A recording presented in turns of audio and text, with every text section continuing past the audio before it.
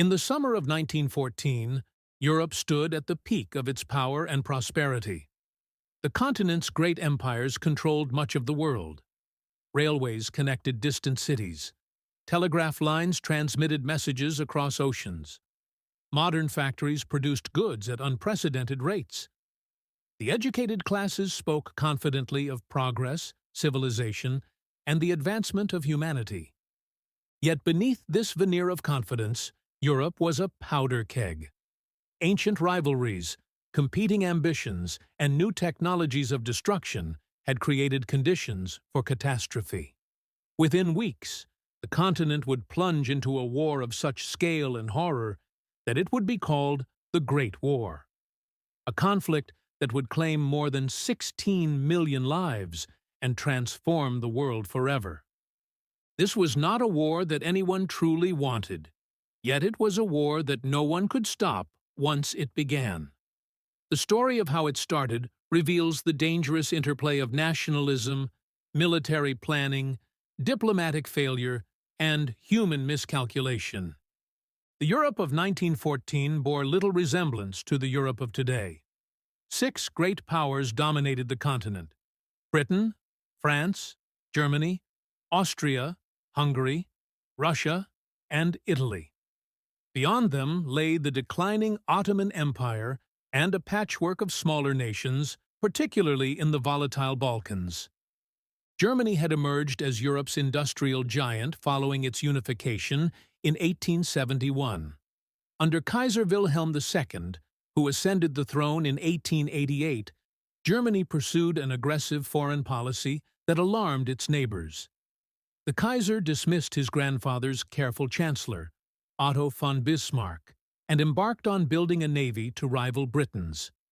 This Weltpolitik, world policy, sought to make Germany a global power commensurate with its economic strength. France remained Germany's bitter rival. The Franco-Prussian War of 1870 to 1871 had ended in French defeat and the loss of the border provinces Alsace and Lorraine. These lost territories remained a source of national humiliation and a focus of revanchist sentiment. France sought allies and opportunities to restore its position. The Austro-Hungarian Empire stretched across Central Europe, encompassing modern-day Austria, Hungary, Czech Republic, Slovakia, parts of Poland, Ukraine, Romania, Serbia, Croatia, Slovenia, Bosnia, and northern Italy. This multi-ethnic empire, ruled from Vienna by the aging Emperor Franz Joseph, faced growing nationalist movements among its subject peoples. Czechs, Serbs, Romanians, and others increasingly questioned why they should remain under Habsburg rule. Russia, despite its vast size and population, remained economically backward compared to Western Europe. Tsar Nicholas II presided over an empire where serfdom had been abolished only in 1861, where industrialization was incomplete, and where revolutionary sentiment simmered among workers and intellectuals. Yet Russia maintained enormous armies and saw itself as the protector of Slavic peoples, particularly in the Balkans. Britain, secure on its island and protected by the world's most powerful navy, had traditionally avoided permanent alliances on the continent. British policy favored a balance of power that prevented any single nation from dominating Europe.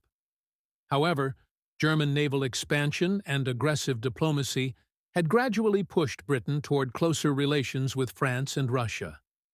Italy, unified in 1870, sought recognition as a great power. The country aligned with Germany and Austria-Hungary in the Triple Alliance of 1882, though this partnership rested on shaky foundations. These powers had created a complex web of alliances intended to preserve peace through mutual deterrence. The Triple Alliance bound Germany, Austria-Hungary, and Italy. Opposing them, the Triple Entente linked France, Russia, and Britain through a series of agreements. Each alliance promised mutual support if one member was attacked. This system might have preserved peace, but it also meant that any conflict between two powers could rapidly escalate into a general European war.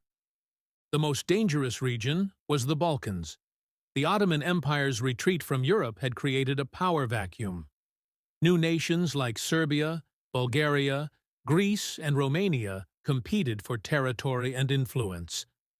Austria-Hungary sought to prevent the emergence of a strong Slavic state on its borders, while Russia supported its fellow Slavs and sought access to the Mediterranean through the Turkish Straits. June 28, 1914, was the anniversary of the Battle of Kosovo, a date of profound significance to Serbian nationalists. On this day, Archduke Franz Ferdinand, heir to the Austro-Hungarian throne, chose to visit Sarajevo, capital of the recently annexed province of Bosnia-Herzegovina. Austria-Hungary had annexed Bosnia-Herzegovina in 1908, provoking outrage among Serbian nationalists who dreamed of uniting all South Slavs into a greater Serbian state. The Archduke's visit was seen as an act of provocation. Franz Ferdinand was not a typical Habsburg. He understood that the empire needed reform and had proposed granting greater autonomy to the empire's Slavic populations. Ironically, this made him a target for radicals who feared that a reformed, strengthened Austria-Hungary would permanently dash hopes of South Slavic independence. A group of young Bosnian Serb conspirators, armed with pistols and bombs supplied by the Serbian military intelligence organization known as the Black Hand, positioned themselves along the Archduke's motorcade route. The group included Gavrilo Princip, a 19-year-old suffering from tuberculosis, who had traveled from Serbia to participate in the plot. The first attempt came when Nedeljko Čabrinović threw a bomb at Franz Ferdinand's car. The Archduke's driver accelerated, and the bomb bounced off the vehicle, exploding beneath the car behind them.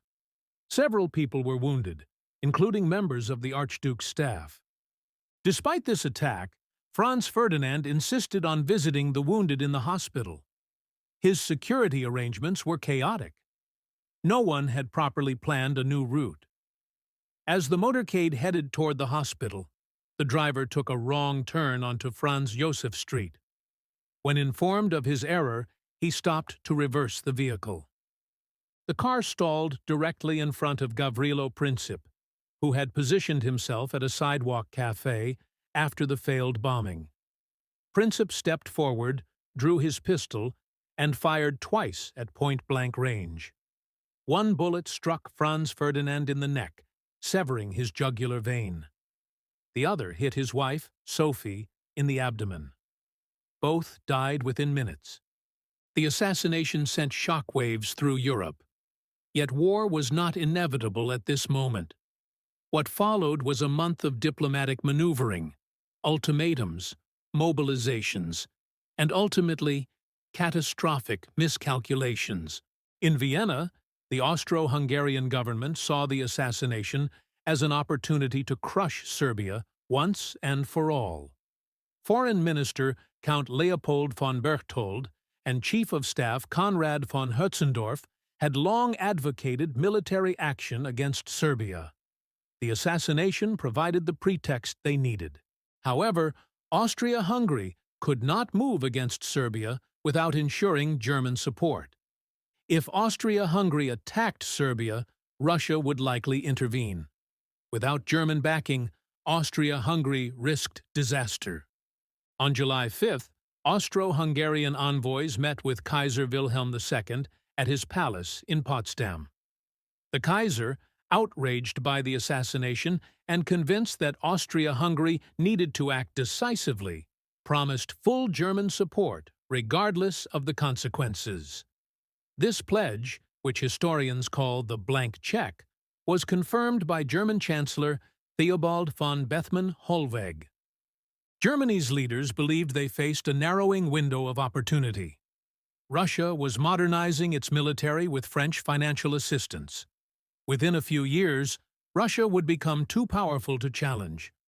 Some German military leaders believed that war was inevitable, and that 1914 might be Germany's best chance for victory. Austria-Hungary spent the next 2 weeks preparing its ultimatum to Serbia. The demands were deliberately crafted to be unacceptable. Presented on July 23rd, the ultimatum required Serbia to suppress anti-Austrian propaganda, arrest conspirators, and, most controversially, allow Austro-Hungarian officials to participate in the investigation on Serbian soil. Serbia received the ultimatum at 6 p.m., with a 48-hour deadline. The Serbian government sought Russian support. Tsar Nicholas II assured Serbia that Russia would not abandon it. Nevertheless, Serbia crafted a conciliatory response that accepted most demands but rejected those that would violate Serbian sovereignty. The Serbian reply, delivered on July 25th, was remarkably accommodating. Kaiser Wilhelm, reading it, remarked that it removed all reason for war. But in Vienna, the decision for war had already been made. Austria-Hungary immediately broke diplomatic relations with Serbia. Now the alliances began to activate like a chain of dominoes. Russia, determined to maintain its influence in the Balkans and unwilling to back down as it had in previous crises, ordered partial mobilization on July 28th. That same day, Austria-Hungary declared war on Serbia and began shelling Belgrade. Russia's partial mobilization created panic in Berlin. German war planning was based on the assumption that war with Russia meant simultaneous war with France. The German General Staff had developed a detailed plan, the Schlieffen Plan, that required attacking France first through Belgium before Russia could fully mobilize its vast armies. Partial mobilization was militarily meaningless but politically catastrophic. It suggested preparation for war while leaving Germany uncertain about Russia's intentions. On July 29th, Russian military leaders convinced the Tsar to order full mobilization. Once this machinery was set in motion, stopping it became nearly impossible. Germany demanded that Russia cease mobilization within 12 hours. No response came. On August 1st, Germany declared war on Russia and began mobilizing its own forces. The Schlieffen Plan now dictated Germany's next moves. Germany sent an ultimatum to France demanding neutrality in a Russo-German war. France responded that it would act in accordance with its interests. On August 3rd, Germany declared war on France. The German plan required invading France through Belgium. Germany demanded passage through Belgian territory. Belgium, whose neutrality was guaranteed by international treaties signed by all the great powers, refused. On August 4th, German forces crossed the Belgian border.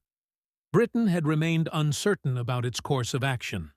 The British cabinet was divided. Many members opposed war, but the violation of Belgian neutrality, guaranteed by the Treaty of London of 1839, to which Britain was a signatory, provided the justification for intervention. Britain issued an ultimatum demanding German withdrawal from Belgium. When no reply came, Britain declared war on Germany at 11 p.m. on August 4th. Europe was at war. The alliance system, rigid military timetables, and diplomatic failures had transformed a crisis in the Balkans into a continental catastrophe. The Schlieffen Plan, named after its architect, former chief of the German General Staff Alfred von Schlieffen, was based on avoiding a two-front war. The plan acknowledged that Germany could not simultaneously defeat France and Russia. Therefore, Germany would concentrate its forces against France, achieve victory within 6 weeks, then transport forces east to face the slowly mobilizing Russians. The plan called for a massive right wing to sweep through Belgium and northern France in a great wheeling movement, encircling Paris from the west and trapping French armies against the German border. The concept was audacious and depended on precise timing, rapid movement, and French cooperation in advancing into Alsace-Lorraine, where they could be encircled. 7 German armies, totaling approximately 1.5 million men, moved into position. The right wing, comprising the 1st, 2nd, and 3rd Armies, would execute the Great Wheeling movement through Belgium. Smaller forces would hold the center and left, drawing French forces into Alsace-Lorraine. Belgium's resistance was fierce and unexpected. The fortress city of Liège, protected by a ring of modern concrete and steel forts, blocked the path of the German First Army. German forces, equipped with massive 420mm howitzers, Big Bertha guns, pounded the forts into submission, but the Belgian army's gallant defense bought precious time. Belgian King Albert I refused to surrender, withdrew his army westward, and eventually established a defensive position behind the Yser River that would hold for the entire war. The Belgian resistance, though militarily futile, delayed the German advance by several critical days and stiffened Allied resolve. French Commander-in-Chief Joseph Joffre had his own plan. Plan 17 called for offensive action, reflecting the French military doctrine of attaque à outrance, attack to the utmost. French forces, dressed in conspicuous blue coats and red trousers, launched massive attacks into Alsace-Lorraine and the Ardennes forest. These attacks met with disaster. German defenders, positioned in prepared positions with machine guns and artillery, slaughtered the advancing French infantry. The French doctrine emphasized élan, spirit and willpower, over firepower and protection. French soldiers charged with courage and discipline into storms of bullets. In the opening weeks of the war, France suffered approximately 300,000 casualties, including 27,000 men killed on August 22nd alone, the bloodiest day in French military history. Yet these costly attacks inadvertently served the Allied cause. They fixed German forces in place and prevented the transfer of troops to strengthen the crucial right wing. The British Expeditionary Force, a small but highly professional army of approximately 100,000 men, crossed to France and took position on the French left flank near the Belgian town of Mons. On August 23rd, these British regulars encountered the advancing German First Army. At the Battle of Mons, the British proved their expertise in rapid rifle fire, delivering such devastating volleys that German troops believed they faced machine guns. Nevertheless, outnumbered and in danger of being outflanked, the British were forced to retreat. For 2 weeks, British and French forces conducted a fighting retreat across northern France. The Germans advanced relentlessly, covering up to 20 miles per day. Paris seemed doomed. The French government evacuated to Bordeaux. German cavalry patrols reached within 20 miles of Paris. But the German advance was becoming unstable. Troops were exhausted from constant marching in summer heat. Supply lines stretched thin, communications broke down. The Great Retreat, as it became known, was brutal for Allied forces, but it was also wearing down the Germans. Critically, German commander Helmuth von Moltke, nephew of the famous Prussian field marshal, began to lose his nerve. Concerned about reports from other fronts and lacking direct communication with his advancing armies, Moltke weakened the right wing by transferring 2 corps to East Prussia, where Russian advances were causing alarm. By early September, the German advance had reached the Marne River east of Paris. The leading German First Army, commanded by Alexander von Kluck, had altered its route, swinging southeast of Paris rather than southwest, as the Schlieffen Plan prescribed. This decision exposed Kluck's right flank to forces defending Paris. French commander Joseph Joffre recognized the opportunity. Despite the disasters of August, he maintained his composure and assembled forces for a counterattack. Military governor of Paris, Joseph Gallieni, gathered troops, including fresh reserves and forces withdrawn from Alsace-Lorraine. The legend emerged of Parisian taxis being commandeered to rush troops to the front. though the taxi's actual contribution was modest compared to trains and marching. On September 6th, French forces attacked the exposed German right flank. The Battle of the Marne had begun. Fighting raged along a front, stretching nearly 300 miles from Paris to Verdun. Over 1 million French and British troops faced a similar number of Germans in a series of desperate engagements. Kluck turned his army to meet the threat, creating a gap between his First Army and Karl von Bülow's Second Army. British forces, exhausted from their long retreat, advanced into this gap. For a moment, the entire German position in France seemed threatened. The battle hung in the balance for days. Commanders on both sides struggled to maintain control across such vast distances. Communication was primitive, often relying on dispatch riders and telephone lines that frequently broke. Individual units fought desperately, neither side certain of what was happening beyond their immediate surroundings. On September 9th, Moltke sent a staff officer, Lieutenant Colonel Richard Hensch, to assess the situation at the front. Hensch, alarmed by what he found and aware of Moltke's nervous disposition, authorized the First and Second Armies to withdraw. By September 10th, the entire German line was retreating to the Aisne River. The Battle of the Marne was over. The German advance had been stopped. The Schlieffen Plan had failed. Germany would not achieve the quick victory in the West that its entire strategy required. Moltke, suffering a nervous breakdown, informed the Kaiser, "Your Majesty, we have lost the war." He was replaced as Chief of Staff, though this fact was kept secret to maintain public morale. The Allies had won a crucial victory, but they had not won the war. The Germans retreated in good order to strong defensive positions along the Aisne River and its surrounding heights. When French and British forces attempted to attack these positions, they found themselves facing entrenched infantry supported by machine guns and artillery. Both sides now attempted to outflank each other to the north, in what became known as the Race to the Sea. Each tried to turn the enemy's northern flank, and each found the enemy already in position. By November, the trench lines stretched from the English Channel to the Swiss border. Neither side could break through. The war of movement had ended. While Germany fought in France, Russia moved faster than German planners had anticipated.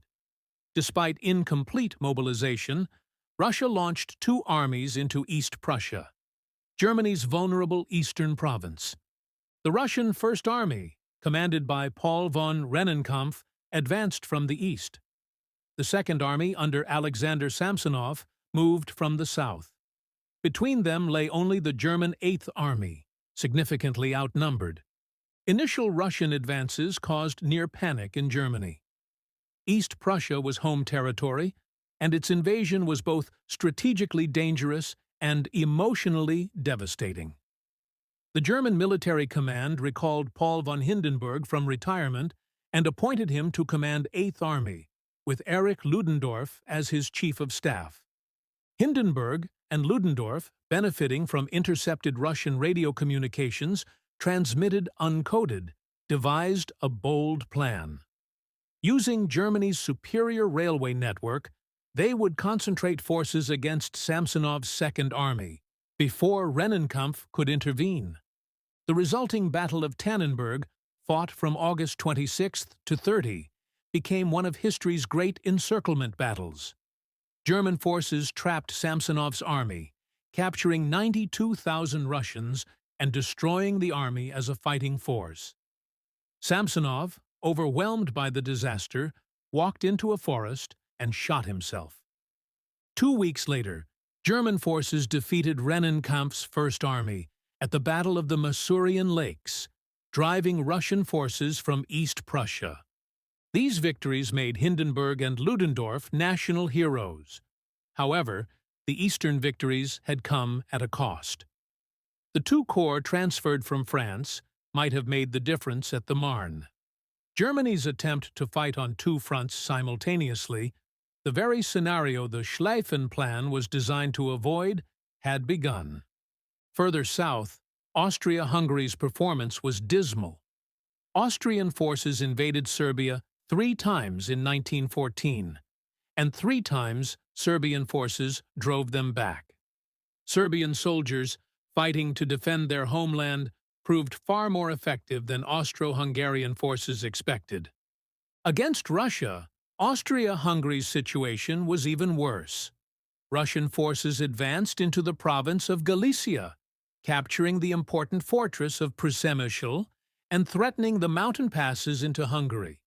Austro-Hungarian forces suffered catastrophic casualties, approximately 400,000 men in the first months of fighting. The empire that started the war was proving unable to fight it effectively. Germany was forced to prop up its faltering ally, sending troops and supplies that were desperately needed elsewhere. The junior partner in the relationship was becoming a burden that Germany could not abandon but could not afford to support. As 1914 turned to 1915, the Western Front solidified into a system of trenches that would define the war. What began as temporary field fortifications evolved into elaborate defensive networks. A typical trench system consisted of 3 parallel lines. The front line trench, usually 7 to 8 feet deep and 4 to 6 feet wide, faced the enemy. Communication trenches zigzagged back to support, and reserve trenches positioned hundreds of yards behind the front. This pattern was replicated along the entire front, creating 2 continuous lines of fortification separated by no man's land. No man's land varied from less than 100 yards to several hundred yards in width. This area became a nightmare landscape of shell craters, mud, barbed wire, and decomposing bodies. Crossing it under fire approached the impossible. The trenches themselves varied greatly in quality. German trenches, built with the expectation of remaining in place, featured concrete bunkers, drainage systems, and even electric lighting in some sectors. French and British trenches, built on the assumption that they would soon advance, were often cruder affairs of sandbags and wooden supports. Life in the trenches was a unique form of misery. Men stood on wooden duckboards above water and mud that could be knee-deep. Rats, grown enormous on corpses, infested the lines. Lice plagued everyone regardless of rank. The constant dampness caused trench foot, a condition where feet swelled and rotted, sometimes requiring amputation. The daily routine mixed periods of boredom with moments of terror. Soldiers spent much of their time on mundane tasks, filling sandbags, repairing trenches, standing sentry duty. The dawn and dusk stand-to required all troops to man the fire step in case of attack. Between these times, men tried to rest, write letters, or pass time as best they could. Artillery bombardment was constant. Even quiet sectors experienced routine shelling. The psychological impact of high-explosive shells was devastating. Shell shock, what later generations would call combat stress reaction or post-traumatic stress disorder, afflicted thousands of men. Some shook uncontrollably. Others went mute. Some became catatonic. Snipers added to the danger. A moment's carelessness, raising one's head too high above the parapet, moving too quickly, showing a light at night, could prove fatal. Soldiers learned to move carefully and keep their heads down. Periodic attacks punctuated this routine. After days of artillery bombardment, infantry would go over the top, climbing out of trenches and advancing across no man's land toward enemy positions. Machine gun fire cut down attacking troops in windrows.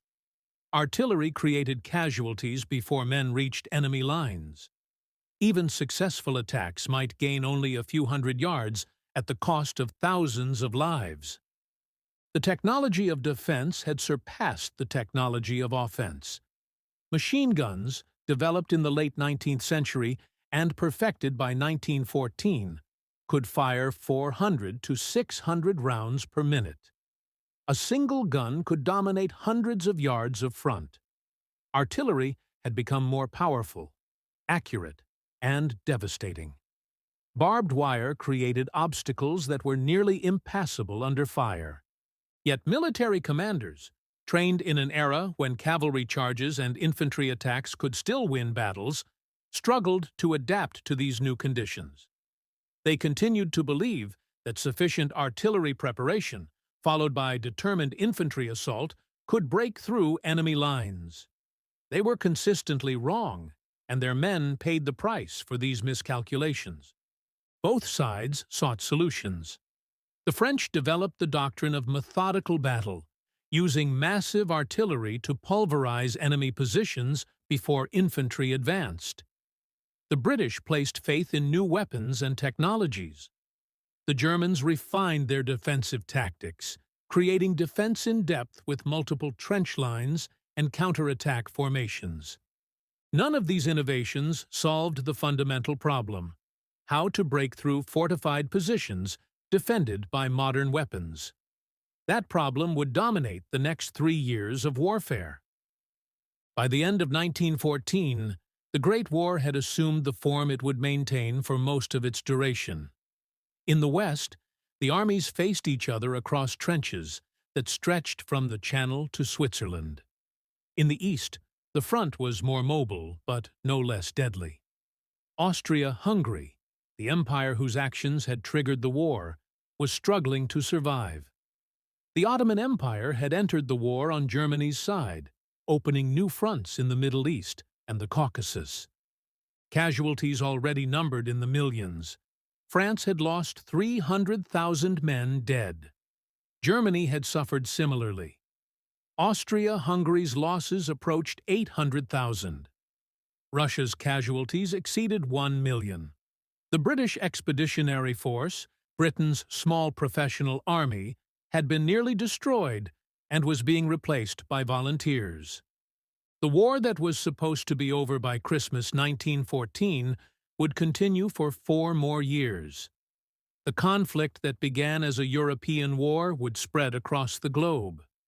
The battles that lay ahead, Verdun, the Somme, Passchendaele, would become synonyms for industrial slaughter.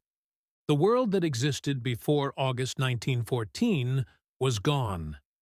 The Europe of empires and certainties, of progress and optimism, had given way to something darker. The war had begun, and no one yet understood how it might end.